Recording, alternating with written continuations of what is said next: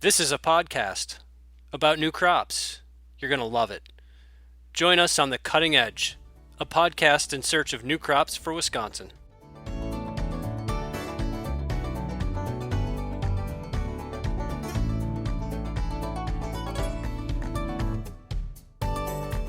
Hello and welcome to The Cutting Edge. I'm Steffen Mirsky with UW Extension's Emerging Crops program. Instead of our usual longer format deep dive episodes, this is part one in a series of short podcasts that we're calling Field Notes that will follow the main activities related to growing honeyberries throughout the season. We'll be chatting with different growers in the field as we go along to get insights on what they're doing at different times of year.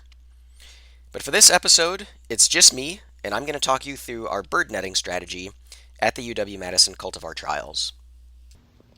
So today is May 29th, and I'm currently up at the Spooner Agricultural Research Station, one of 3 trial sites in Wisconsin that we'll be harvesting and collecting data from for the first time this year. The other 2 sites are at the West-Madison Ag Research Station and up in Bayfield. So these cultivar trials were planted in the spring of 2024, and we're trialing 10 different cultivars. It's a mix of University of Saskatchewan varieties, Maxine Thompson varieties, and a few Berries Unlimited varieties as well. So just some background, the reason you need bird netting on honeyberries is because birds, especially cedar waxwings, absolutely love honeyberries and will flock to your orchard once they've discovered it and proceed to eat or peck off every single purple berry that's there. So don't take any chances, and bird netting, as opposed to different kinds of bird deterrents like lasers or recordings, really is the only truly effective method to keep birds away from your fruit. So timing-wise, you want to get that netting up before your first berries turn purple, but after the plants are done flowering. So you don't want to prevent pollinators from accessing the flowers by putting the netting up too soon. We're just about hitting that sweet spot for timing right now up here in Spooner. We probably could have waited another few days, but better safe than sorry. So down in Madison where I live, we netted that trial on Wednesday last week. That would have been May 22nd. Pretty much every variety down in West Madison has purple berries at this point. But they are safe behind a curtain of netting. So now I'm just going to describe our system a little bit. We are netting individual rows separately by draping a 17-foot wide bird netting on top of a wooden crossbar trellis that holds the net over the plants. I will post a link to a video that we recently shot at the West Madison trial that shows the process by which we install the netting, so you can see exactly what that looks like. But the wooden crossbar that holds the netting above the plants is attached to the top of a T-post with a metal adapter that slides over the top of the T-post and sits on the knobs. So we borrowed this design from a grower named Gary Schoen, who lives in the River Falls area and runs a U-pick operation. And we looked at a bunch of different designs and felt like this one was worked really well and was relatively inexpensive and quick to put up. So just real quick, want to go through the steps. Step number 1 was to mow all the aisles in between your rows of plants and weed whip within the rows if you have any weeds or tall grass between your plants. And the reason that's important is because once the nets are up, it makes mowing more difficult and you really can't get any of that tall grass that's growing right around your plants. So do that before you put the nets up. Step number 2 is to pound in your T-posts, and we did this every 4 plants. So our plants are spaced at 4-foot spacing, So that would be 1 T-post every 16 feet. And that might be a little bit of overkill. You can probably get away with 1 T-post every 5 plants. But, we just did a slightly tighter spacing. And we're using 6-foot tall T-posts.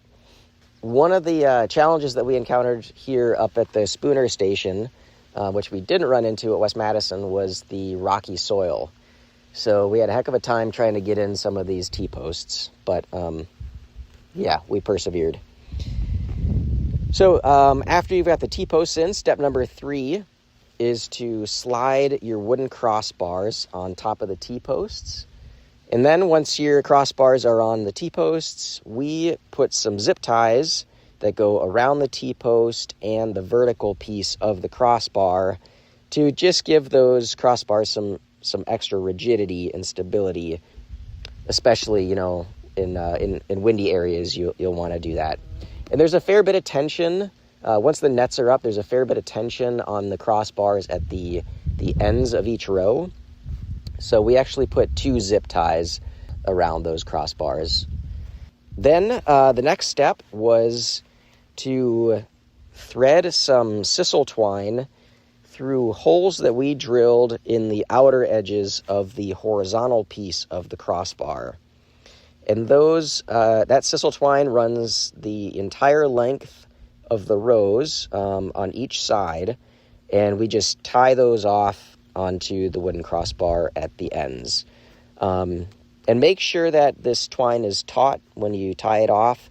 The purpose of the twine is to hold the netting out away from the plants, making the net more like a square tent, so that the netting is held away from the plants and the birds can't peck at the fruit if they're sitting on the net. So after that, the next step that we did is we draped the netting over the tops of the crossbars. At the West Madison site, it was great because we had a tool called a netter getter, which is basically a tractor-mounted gadget that holds the net high above the trellis, and the tractor, as it drives down the row, the net just kind of is laid out across the top of the crossbars. So it's used a lot, I think, in vineyards with grapes, and it was real handy to have. But here in Spooner, we didn't have one, and it was just myself and my colleague Tawanga draping the net over the top of the crossbars, and it worked okay. It wasn't all that much slower. I was fairly surprised. But one important thing is that you want to get the net centered over the top of the crossbars so that there's an equal length of netting on either side of your row. And you also want to make sure that the netting touches the ground on both sides with some extra length to spare, because the next step is what we do is we lay out some poly irrigation tubing, which is basically some header line, and it's 1 inch diameter. And what we do is we lay that all the way down each side of the netting on top of the net, and then we fill it with water. So we've got this heavy tubing that weighs down each side of the net and prevents the birds from going underneath. And so the irrigation line sits on top of the net, and then we wrap the net around the line and clip the net to itself. So it's kind of encased in the net. It might make more sense if you check out the video that I mentioned that we'll link to. So that's the last step, and at that point you've got a pretty secure and bird-proof structure. I guess as the final step, just make sure you've tied off the ends of the net on each end of the row so that birds can't get in that way. In the show notes, I'll provide a list of all the supplies that we used for the structure, so you can find those yourself if you want to purchase them. But I do want to just end with one kind of caveat of this, is that this is our first year trialing this system, this bird netting structure, and so we can't really say how well it performs yet.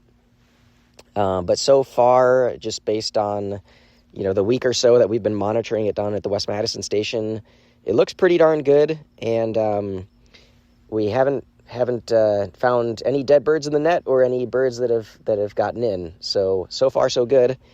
And like I said, it's pretty inexpensive altogether and fairly quick to go up. So that's all for now from the Spooner Research Station, and like I said, we will be posting relatively regularly over the next few months. So tune in for another episode where we talk about the next task in terms of growing honeyberries. So thanks all, and catch you later. Brought to you by the University of Wisconsin-Madison Division of Extension.